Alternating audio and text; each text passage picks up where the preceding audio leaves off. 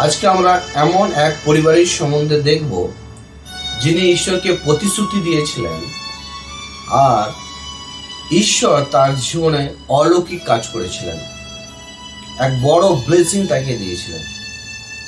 আর এটা আমরা দেখব বাইবেল থেকে প্রথম সামুয়েলের 1 অধ্যায় থেকে যদি আমরা পড়ি, এখানে দেখব যে এক পরিবার ছিল, যে পুরুষের নাম ছিল এলকানা, তার দুটো ওয়াইফ ছিল। একটা ওয়াইফের নাম ছিল পনিন্না আর একটা ওয়াইফের নাম ছিল হান্না। একটা নাম ছিল পনিন্না আর একটা নাম ছিল হান্না। এই পুরুষ প্রত্যেক বছরে দুই ওয়াইফকে আর সন্তানদের নিয়ে তিনি একটা জায়গায় যেতেন আর সেখানে পশু উৎসর্গ করতেন ঈশ্বরের নামে। কিন্তু উনার যে পনিনা ছিলেন, উনার সন্তান থাকার কারণে যে হান্নার যে সন্তান নেই, তিনি হান্নাকে প্রত্যেক দিন তিনি ডিস্টার্ব করতেন, প্রচুর পরিমাণে তিনি ডিস্টার্ব করতেন আর খুব অপমানও করতেন। তিনি তাকে সবসময় তিনি কাঁদাতেন। যে কোনো জায়গায় যখন এনারা যেত, সবসময় এনাকে কথায় কথায় কাঁদাতেন। কে? পনিনা হান্নাকে কাঁদাতেন, অপমান করতেন। কেন না? হান্নার কোনো সন্তান নেই বলে। হান্নার কোনো সন্তান নেই বলে পনিনা হান্নাকে প্রচুর পরিমাণে কাঁদাতেন, অপমান করতেন। আর এই অপমানের আর এই দুঃখ সহ্য না করতে পেরে একদিন হান্না তিনি স্বয়ং সেই পবিত্র স্থানে যায় যেখানে ওনার স্বামী প্রত্যেক বছর হান্নার পনিনা দুজনাকে নিয়ে যেতেন।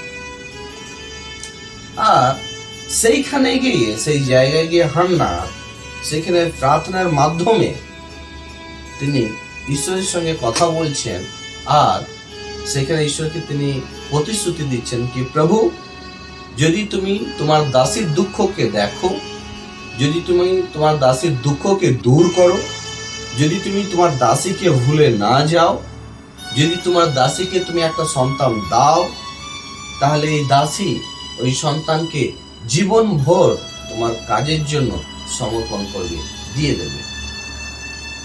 আর আমরা দেখছি এরপর কি ঈশ্বর হান্নার এই প্রতিশ্রুতি তিনি শুনে ঈশ্বর স্বীকার করলেন, অত্যন্ত খুশি হলেন। আর হান্নার যে বন্ধ কোখ বাচ্চাদানি, যেটা ঈশ্বরই বন্ধ করে রেখেছিলেন, সেই বাচ্চাদানি কোখকে তিনি খুলে দিলেন। আর সেখান থেকে তারপর আমরা দেখছি কি এক বালক সন্তান জন্ম হলো। এটা অনেক বড় একটা চিন চমৎকার, অনেক বড় একটা মিরাকেল হতে পারে। এটা শুনে আমাদের অতটা হয়তো ইফেক্ট হচ্ছে না, কিন্তু আমরা যতজন স্পিরিচুয়ালের মধ্যে জীবনযাপন করছি, আত্মিকের মধ্যে, আমাদের ঘরে কিন্তু একটা ইফেক্ট হবে। কারণ যে নারী বিবাহ হওয়ার পর যদি তার কাছে কোনো সন্তান নেই, তার জীবনে সবচেয়ে বেশি বড় কষ্ট এটাই মনে হয় যে তার কোনো অলাদ নেই, তার কোনো সন্তান নেই। এর চেয়ে তার জীবনে বড় কষ্ট আর কোনোই হতে পারে না।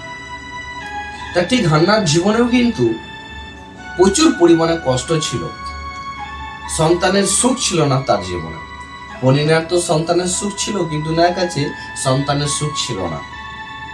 আর আমরা দেখছি কি হান্না তিনি ঈশ্বরকে প্রতিশ্রুতি দিলেন, যদি তুমি তোমার দাসের দুঃখকে দেখো, তার দুঃখকে তুমি যদি দূর করো, হ্যাঁ, আর তাকে যদি তুমি ভুলে না যাও, আর তাকে যদি তুমি একটা সন্তান দাও, তাহলে সে তোমার সারা জীবন ভোর কি করবে?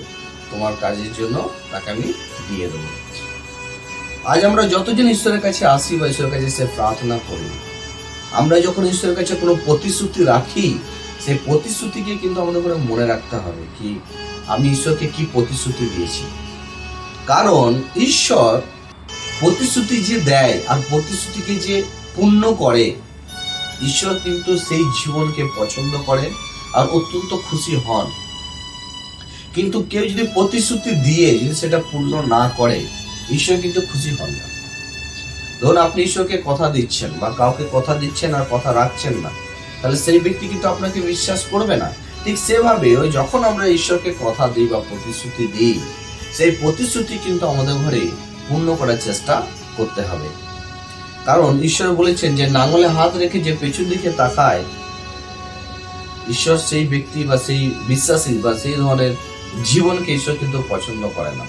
কারণ নামালে হাত রেখে পেছনে তাকালে তুমি তো ব্লেসিং পাবে না। হালেলুয়া।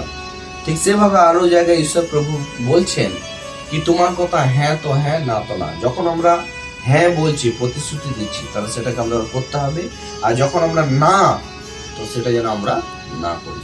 তো আজ যে আমরা বহুদিন থেকে যে আমরা প্রতিশ্রুতি ঈশ্বরকে আমরা দিয়ে এসেছি, আর অনেকদিন হয়ে গেছে যে আমরা প্রতিশ্রুতি দিয়েছি, আর সেই প্রতিশ্রুতি কিন্তু এখনো কমপ্লিট করতে পারিনি।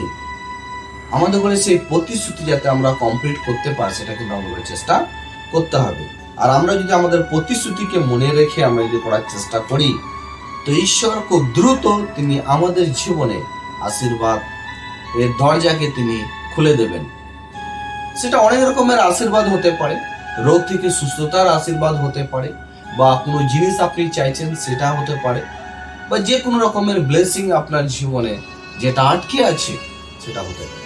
এই জন্যই আমরা যে প্রতিশ্রুতি আমরা ঈশ্বরকে দেব বা দিয়েছি, সেই প্রতিশ্রুতিকে আমাদের ঘরে মনে রাখতে হবে, আর সেই প্রতিশ্রুতিকে মনে রেখে আমাদের ঘরে এগিয়ে যেতে হবে।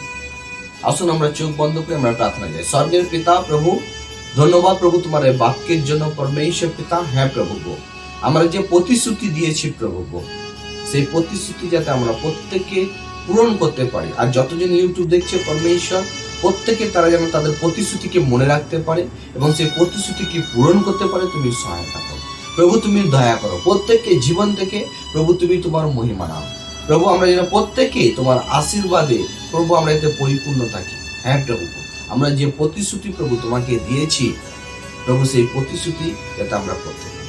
ধন্যবাদ প্রভু, তুমি প্রার্থনা শুনেছ, আমাদের উপরে ব্লেসিং করছি। প্রার্থনা প্রভু যিশু নামে চাই, আমেন।